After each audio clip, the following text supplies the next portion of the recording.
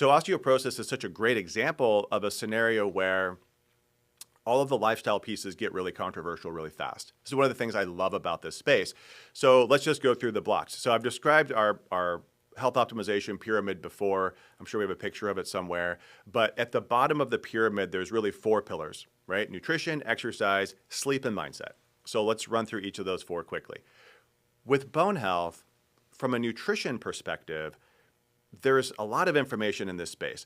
And one of the things that really stands out to me is this discussion around pH balance of your diet and of your body. And the theory goes like this, that if you eat an acid-forming diet or a quote-unquote acidic diet, then it's going to leach calcium out of your bones. And I've heard this for years. Even in medical school, I heard this idea that we have to alkalize or die. We have to alkalize our body, eat alkalizing foods, otherwise you're going to be acidic and it's going to have a negative impact.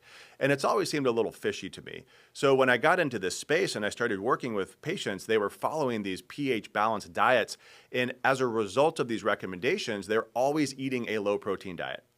And I'm not going to go down the rabbit hole of the pH thing, but I've looked at this in depth because there are some studies in petri dishes and in small animals that if you feed them a quote-unquote acid-forming diet, which is a protein-deficient diet by definition. But if you do that and they're calcium deficient, they will leach calcium from their bones. So this is where the theory comes from. But there are multiple studies, intervention studies, large cohort studies, that if you look at this in human populations, then it doesn't pan out. It never pans out because we're not rats, we're not mice, and we don't live in a petri dish. In the real world, if you restrict protein, you're gonna lose bone. So I encourage people to get away from this pH model, which again, there's people all over the place that talk about this, trying to sell products and diet plans and whatever. But if you can get away from that, just ignore that. Focus on the things that really matter. If we want to build muscle and bone, which is ultimately our goal here, if we want to build muscle and bone, we have to have the building blocks. The building blocks are protein and minerals, yes, but generally this isn't a calcium problem. This is a protein problem for a lot of people. We need to eat adequate protein. I'm not going to tell you what your protein needs should be. We kind of float around 1 gram per pound of ideal body weight, but it's going to fluctuate depending on your background, your diet, how much food you're actually consuming, your gut health, etc. So 1 gram per pound of ideal body weight is sort of a ballpark. That might be a little high for a lot of people. So again, I can't tell you exactly what you should eat, but that's sort of the ballpark we're aiming at, 0.8 to 1 grams per pound of ideal body weight. Outside of that, we just need to make sure that we're getting all of the macronutrients and micronutrients that we need. The minerals, the vitamins, as much as we can from whole foods, trying to avoid ultra-processed foods. Notice I didn't say anything about being a vegan or being a carnivore or following a Mediterranean diet, any of the labels that you want to put on food beliefs. I've been doing this long enough in this space that I'm here to tell you that you can follow whatever belief you want, except for maybe the pH one, but you can follow whatever belief you want, live that lifestyle, and achieve adequate protein intake and probably improve your muscle and bone. Not all ways of eating are right for all people. I think that's probably pretty clear, but outside of that, I'm not here to tell you to eat a certain way. What I would say is it's important that we do track food, at least to some extent, so we know what we're getting and then we know what to supplement, and I'll talk about supplements later. So then the next thing is exercise. And oddly, this is an area where, again, there's so much controversy in exercise around bone health. Most people that get a diagnosis of osteoporosis are then told, hey, you should be careful, don't lift anything heavy, but you need to do weight-bearing exercise and resistance training because that's going to build your bone. People walk out of their office, like the doctor's office, and they're like, well, wait, what? Like, what did you just tell me to do? You said don't, but then do. Now I don't know what to do. And so a lot of times what happens is they end up doing nothing because they're afraid to do anything. I actually hold a masterclass on this regularly, and one of the questions I ask to the group every week, this is an international audience, I say, what are the things that you're not doing that you want to be doing? And many of them will say exercise. People back away from the things that they want to do because they're afraid they're going to fracture. And for some of them, they might be right, but for many of them, they're not.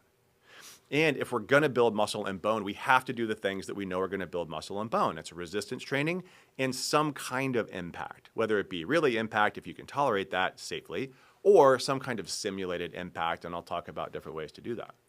But it has to be those two things, and then in addition to the other things that you like, and that might be yoga, that might be Pilates. It could be a lot of things that have a lot of potential value and benefit, but we have to do the things that are going to build bone first if we are starting in that place. If we're trying to prevent bone loss, maybe you don't need to do as much of that, but we need to monitor it over time. Now, I think with sleep, I think with mindset, I'm not going to spend a lot of time here, but clearly we have to sleep. We'll talk about sleep in detail, I'm sure, in another podcast. Mindset, same thing. You have to have the right mindset that you can improve your bone metabolism, that you can improve your bone health, that you can eat the right diet. All of those things are really important, but again, this is a topic for another day. It's a big one. All right, so then as we march our way up the health optimization pyramid, the next thing on the ladder is hormone optimization. Now, hormones, again, topic for many, many podcasts in the future. I'll just say it briefly here, which is that hormones are a controversial space for both men and for women.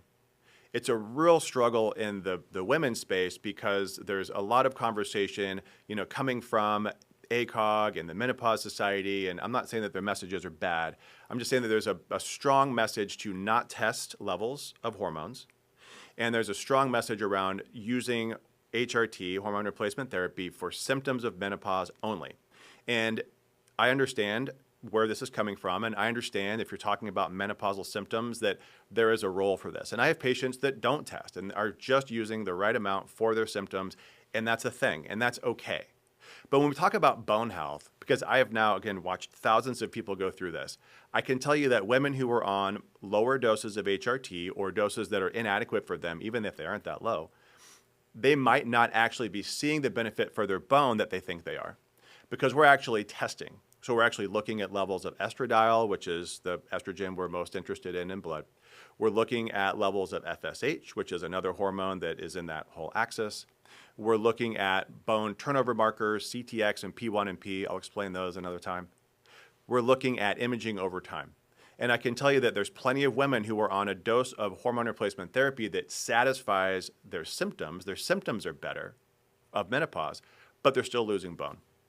So this is where I really got into measuring blood levels of estradiol, of FSH, CTX, P1 and P, looking at the big picture to understand if the dose of hormone replacement therapy that they're using is adequate for what their goals are.